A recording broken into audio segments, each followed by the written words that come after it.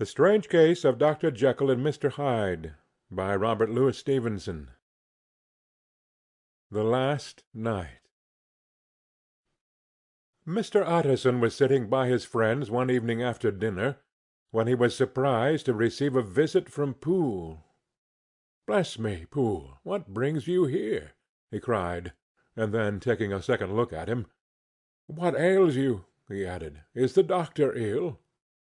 "Mr. Utterson," said the man, "there is something wrong." "Take a seat, and here is a glass of wine for you," said the lawyer. "Now take your time, and tell me plainly what you want." "You know the doctor's ways, sir," replied Poole, "and how he shuts himself up. Well, he's shut up again in the cabinet, and I don't like it, sir. I wish I may die if I like it. Mr. Utterson, sir, I am afraid." "Now, my good man," said the lawyer, "be explicit. What are you afraid of?" "I've been afraid for about a week," returned Poole, doggedly disregarding the question, "and I can bear it no more." The man's appearance amply bore out his words.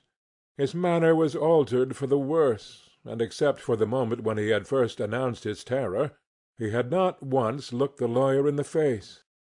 Even now he sat with the glass of wine untasted on his knee, and his eyes directed to a corner of the floor. "I can bear it no more," he repeated. "Come," said the lawyer, "I see you have some good reason, Poole. I see there is something seriously amiss. Try to tell me what it is." "I think there's been foul play," said Poole hoarsely. "Foul play!" cried the lawyer, a good deal frightened, and rather inclined to be irritated in consequence. "What foul play? What does this man mean?" "I daren't say, sir," was the answer. "But will you come along with me and see for yourself?" Mr. Utterson's only answer was to rise and get his hat and greatcoat. But he observed with wonder the greatness of the relief that appeared upon the butler's face, and perhaps with no less, that the wine was still untasted when he set it down to follow. It was a wild, cold, seasonable night of March, with a pale moon lying on her back as though the wind had tilted her, and flying wrack of the most diaphanous and lawny texture. The wind made talking difficult, and flecked the blood into the face. It seemed to have swept the streets unusually bare of passengers, besides, for Mr. Utterson thought he had never seen that part of London so deserted. He could have wished it otherwise. Never in his life had he been conscious of so sharp a wish to see and touch his fellow-creatures, for, struggle as he might, there was borne in upon his mind a crushing anticipation of calamity. The square, when they got there, was full of wind and dust, and the thin trees in the garden were lashing themselves along the railing.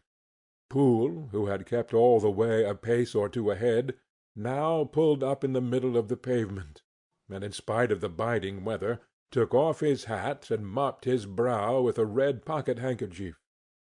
But for all the hurry of his coming, these were not the dews of exertion that he wiped away, but the moisture of some strangling anguish, for his face was white, and his voice, when he spoke, harsh and broken. "Well, sir," he said, "here we are, and God grant there be nothing wrong." "Amen, Poole," said the lawyer. Thereupon the servant knocked in a very guarded manner. The door was opened on the chain, and a voice asked from within, "Is that you, Poole?" "It's all right," said Poole. "Open the door." The hall, when they entered it, was brightly lighted up, the fire was built high, and about the hearth the whole of the servants, men and women, stood huddled together like a flock of sheep. At the sight of Mr. Utterson, the housemaid broke into hysterical whimpering, and the cook, crying out, "Oh, bless God, it's Mr. Utterson!" ran forward as if to take him in her arms. "What? What? Are you all here?" said the lawyer, peevishly. "Very irregular, very unseemly. Your master would be far from pleased." "They're all afraid," said Poole. Black silence followed, no one protesting. Only the maid lifted her voice, and now wept loudly. "Hold your tongue," Poole said to her, with a ferocity of accent that testified to his own jangled nerves; and indeed, when the girl had so suddenly raised the note of her lamentation, they had all started and turned towards the inner door with faces of dreadful expectation. "And now," continued the butler, addressing the knife-boy, "reach me a candle, and we'll get this through hands at once." And then he begged Mr. Utterson to follow him, and led the way to the back garden. "Now, sir," said he, "you come as gently as you can.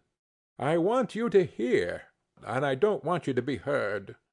And see here, sir, if by any chance he was to ask you in, don't go."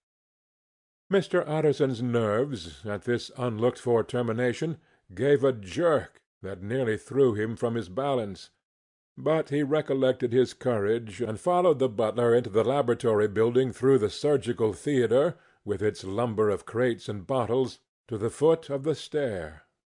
Here Poole motioned him to stand on one side and listen, while he himself, setting down the candle and making a great and obvious call on his resolution, mounted the steps and knocked with a somewhat uncertain hand on the red baize of the cabinet door.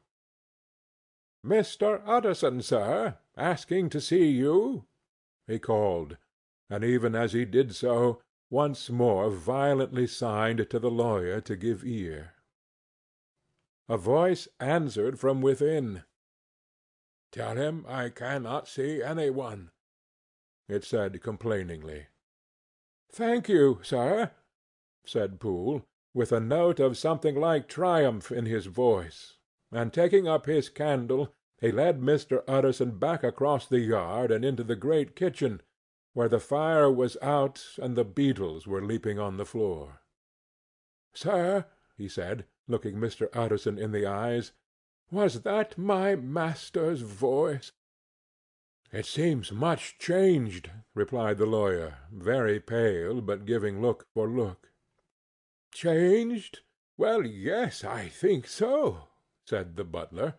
"Have I been 20 years in this man's house to be deceived about his voice?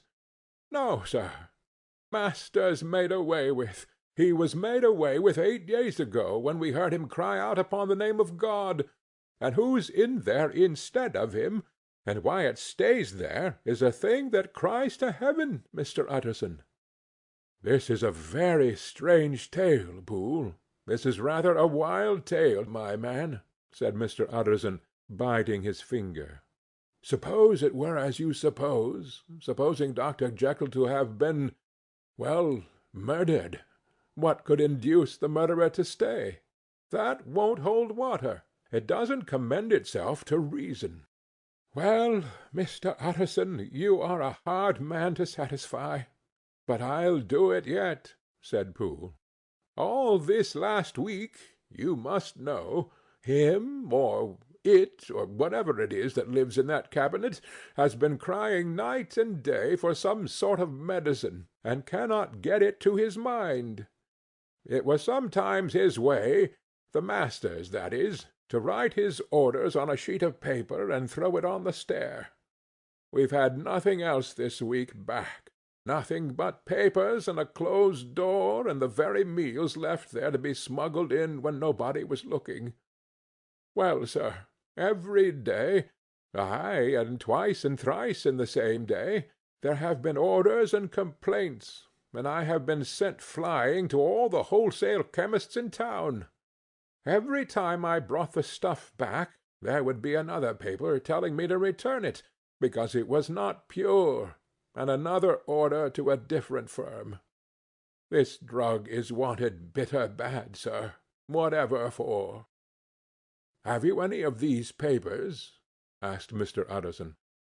Poole felt in his pocket and handed out a crumpled note, which the lawyer, bending nearer to the candle, carefully examined. Its contents ran thus: "Dr. Jekyll presents his compliments to Messrs. Maw. He assures them that their last sample is impure and quite useless for his present purpose. In the last year Dr. J. purchased a somewhat large quantity from Messrs. M. He now begs them to search with most sedulous care, and should any of the same quality be left, forward it to him at once. Expense is no consideration. The importance of this to Dr. J. could hardly be exaggerated." So far the letter had run composedly enough, but here, with a sudden splutter of the pen, the writer's emotion had broken loose. "For God's sake," he added, "find me some of the old." "This is a strange note," said Utterson, and then sharply, "How do you come to have it open?"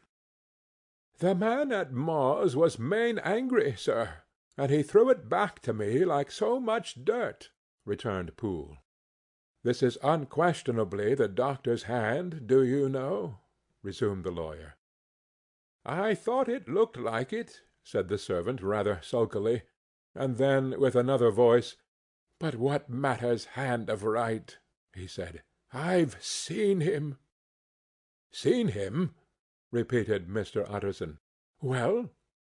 "That's it," said Poole. "It was this way. I came suddenly into the theatre from the garden. It seems he had slipped out to look for this drug, or whatever it is, for the cabinet door was open, and there he was at the far end of the room digging among the crates.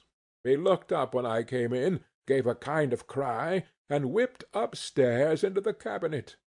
It was but for 1 minute that I saw him, but the hair stood upon my head like quills. Sir, if that was my master, why had he a mask upon his face? If it was my master, why did he cry out like a rat and run from me? I have served him long enough, and then—" The man paused and passed his hand over his face. "These are all very strange circumstances," said Mr. Utterson, "but I think I begin to see daylight. Your master, Poole, is plainly seized with one of those maladies that both torture and deform the sufferer. Hence, for aught I know, the alteration of his voice; hence the mask and the avoidance of his friends; hence the eagerness to find this drug, by means of which the poor soul retains some hope of ultimate recovery. God grant that he be not deceived. There is my explanation. It is sad enough, Poole, aye, and appalling to consider, but it is plain and natural, hangs well together, and delivers us from all exorbitant alarms." "Sir," said the butler, turning to a sort of mottled pallor, "that thing was not my master, and there's the truth. My master," here he looked round him and began to whisper, "is a tall fine build of a man, and this was more of a dwarf." Utterson attempted to protest. "Oh, sir," cried Poole, "do you think I do not know my master after 20 years? Do you think I do not know where his head comes to in the cabinet door, where I saw him every morning of my life? No, sir, that thing in the mask was never Dr. Jekyll. God knows what it is, but it was never Dr. Jekyll, and it is the belief of my heart that there was murder done." "Poole," replied the lawyer, "if you say that, it will become my duty to make certain. Much as I desire to spare your master's feelings, much as I am puzzled by this note which seems to prove him to be still alive, I still consider it my duty to break in that door." "Ah, Mr. Utterson, that's talking!" cried the butler. "And now comes the second question," resumed Utterson. "Who is going to do it? Why, "You and me, sir," was the undaunted reply. "That's very well said," returned the lawyer, "and whatever comes of it, I shall make it my business to see you are no loser." "There is an axe in the theatre," continued Poole, "and you might take the kitchen poker for yourself." The lawyer took that rude but weighty instrument into his hand and balanced it. "Do you know, Poole," he said, looking up, "that you and I are about to place ourselves in a position of some peril?" "You may say so, sir, indeed," returned the butler. "It is well, then, that we should be frank," said the other. "We both think more than we have said. Let us make a clean breast. This masked figure that you saw, did you recognize it?" "Well, sir, it went so quick, and the creature was so doubled up, that I could hardly swear to it," was the answer. "But if you mean, was it Mr. Hyde? Why, yes, I think it was. You see, it was much of the same bigness, and it had the same quick, light way with it. And then who else could have got in by the laboratory door? You have not forgot, sir, that at the time of the murder he had still the key with him. But that's not all. I don't know, Mr. Utterson, if you ever met this Mr. Hyde." "Yes," said the lawyer, "I once spoke with him." "Then you must know as well as the rest of us that there was something queer about that gentleman, something that gave a man a turn. I don't know rightly how to say it, sir, beyond this, that you felt in your marrow kind of cold and thin." "I own I felt something of what you describe," said Mr. Utterson. "Quite so, sir," returned Poole. "Well, when that masked thing, like a monkey, jumped from among the chemicals and whipped into the cabinet, it went down my spine like ice. Oh, I know it's not evidence, Mr. Utterson. I'm book-learned enough for that. But a man has his feelings, and I give you my Bible word it was Mr. Hyde." "Aye, aye," said the lawyer. "My fears incline to the same point. Evil, I fear, founded evil, was sure to come of that connection. Truly I believe you. I believe poor Harry is killed, and I believe his murderer, for what purpose God alone can tell, is still lurking in his victim's room. Well, let our name be Vengeance. Call Bradshaw." The footman came at the summons, very white and nervous. "Put yourself together, Bradshaw," said the lawyer. "This suspense, I know, is telling upon all of you, but it is now our intention to make an end of it. Poole here and I are going to force our way into the cabinet. If all is well, my soldiers are broad enough to bear the blame. Meanwhile, lest anything should really be amiss, or any malefactor seek to escape by the back, you and the boy must go round the corner with a pair of good sticks, and take your post at the laboratory door. We give you 10 minutes to get to your stations." As Bradshaw left, the lawyer looked at his watch. "And now, Poole, let us get to ours," he said, and taking the poker under his arm led the way into the yard. The scud had banked over the moon, and it was now quite dark. The wind, which only broke in puffs and draughts into that deep well of building, tossed the light of the candle to and fro about their steps until they came into the shelter of the theatre, where they sat down silently to wait. London hummed solemnly all around, but nearer at hand the stillness was only broken by the sounds of a footfall moving to and fro along the cabinet floor. "So it will walk all day, sir," whispered Poole. "Aye, and the better part of the night. Only when a new sample comes from the chemist there's a bit of a break. Ah, it's an ill conscience that's such an enemy to rest. Oh, sir, there's blood foully shed in every step of it. But hark again a little closer. Put your heart in your ears, Mr. Utterson, and tell me, Is that the doctor's foot?" The steps fell lightly and oddly, with a certain swing, for they all went so slowly. It was different indeed from the heavy creaking tread of Henry Jekyll. Utterson sighed. "Is there never anything else?" he asked. Poole nodded. "Once," he said, "once I heard it weeping." "Weeping? How that?" said the lawyer, conscious of a sudden chill of horror. "Weeping like a woman or a lost soul," said the butler. "I came away with that upon my heart that I could have wept too." But now the 10 minutes drew to an end. Poole disinterred the axe from under a stack of packing straw. The candle was set upon the nearest table to light them to the attack, and they drew near with bated breath to where that patient foot was still going up and down in the quiet of the night. "Jekyll," cried Utterson with a loud voice, "I demand to see you." He paused a moment, but there came no reply. "I give you fair warning. Our suspicions are aroused, and I must and shall see you," he resumed. "If not by fair means, then by foul. If not by your consent, then by brute force." "Utterson," said the voice, "for God's sake, have mercy." "Ah, that's not Jekyll's voice. It's Hyde's," cried Utterson. "Down with the door, Poole."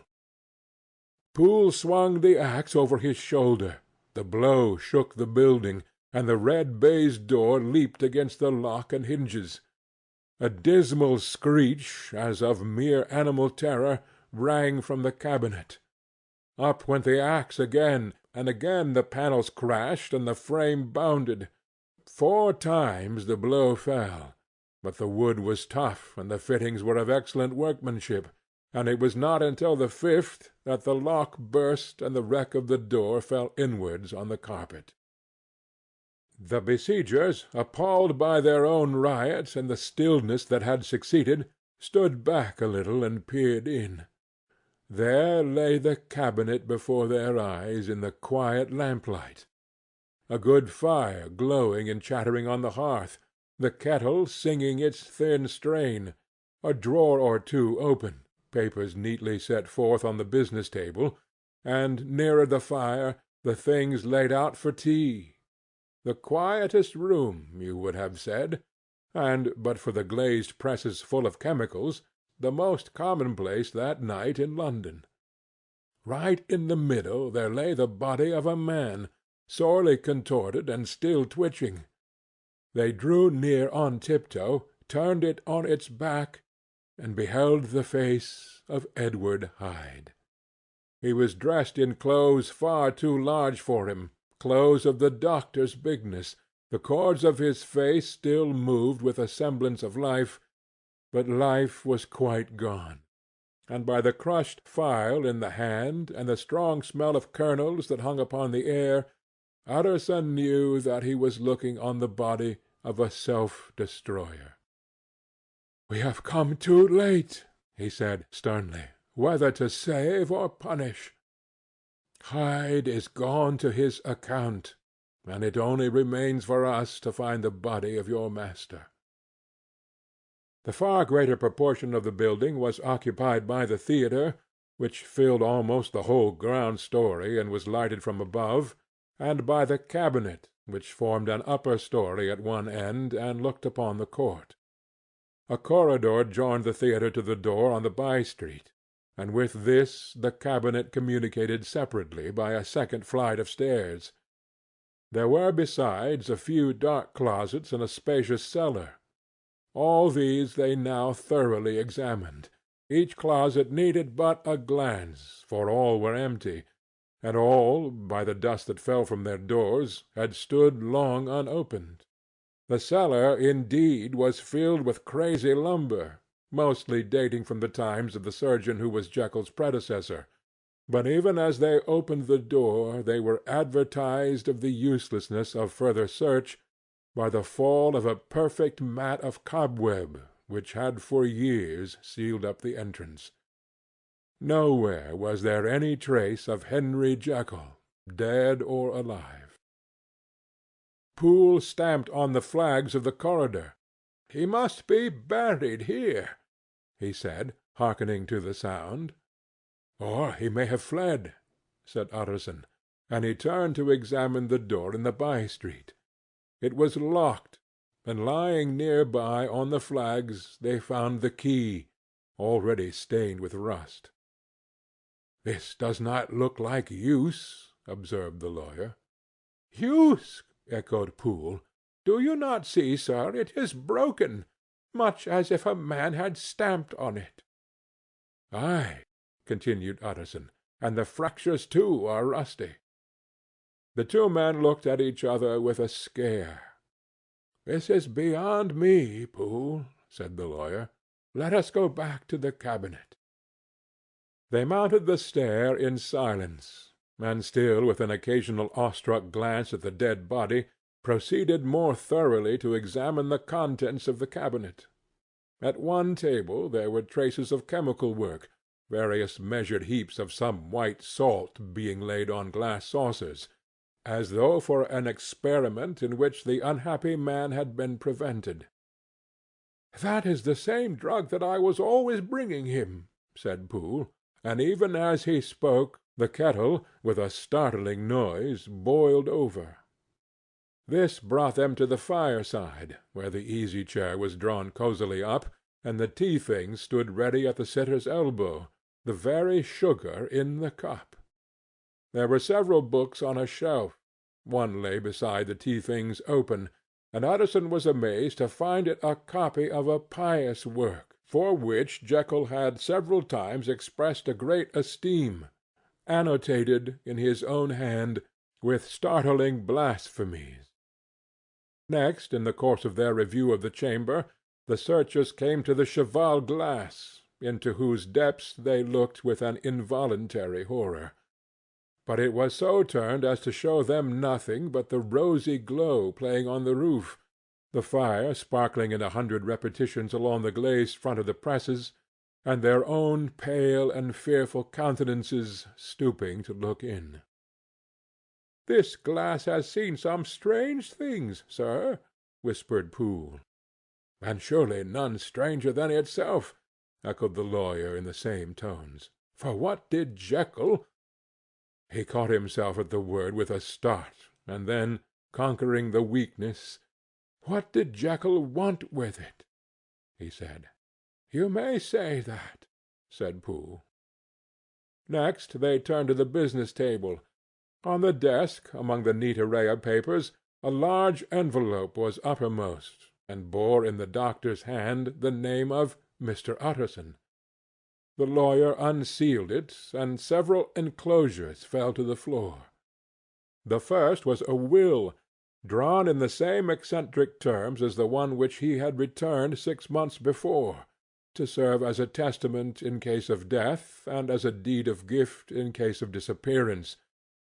But in place of the name of Edward Hyde, the lawyer, with indescribable amazement, read the name of Gabriel John Utterson. He looked at Poole, and then back at the paper, and last of all at the dead malefactor stretched upon the carpet. "My head goes round," he said. "He has been all these days in possession. He had no cause to like me. He must have raged to see himself displaced, and he has not destroyed this document." He caught up the next paper. It was a brief note in the doctor's hand, and dated at the top. "Oh, Poole!" the lawyer cried. "He was alive, and here this day. He cannot have been disposed of in so short a space. He must still be alive. He must have fled. And then, why fled? And how? And in that case, can we venture to declare this suicide? Oh, we must be careful. I foresee that we may yet involve your master in some dire catastrophe." "Why don't you read it, sir?" asked Poole. "Because I fear," replied the lawyer solemnly. "God grant I have no cause for it." And with that he brought the paper to his eyes, and read as follows: "My dear Utterson, when this shall fall into your hands, I shall have disappeared. Under what circumstances I have not the penetration to foresee, but my instinct and all the circumstances of my nameless situation tell me that the end is sure, and must be early. Go, then, and first read the narrative which Lanyon warned me he was to place in your hands, and if you care to hear more, turn to the confession of your unworthy and unhappy friend, Henry Jekyll." "There was a third enclosure?" asked Utterson. "Here, sir," said Poole, and gave into his hands a considerable packet, sealed in several places. The lawyer put it in his pocket. "I would say nothing of this paper. If your master has fled, or is dead, we may at least save his credit. It is now 10. I must go home and read these documents in quiet, but I shall be back before midnight, when we shall send for the police." They went out, locking the door of the theatre behind them, and Utterson, once more leaving the servants gathered about the fire in the hall, trudged back to his office to read the two narratives in which the mystery was now to be explained. End of Part 3.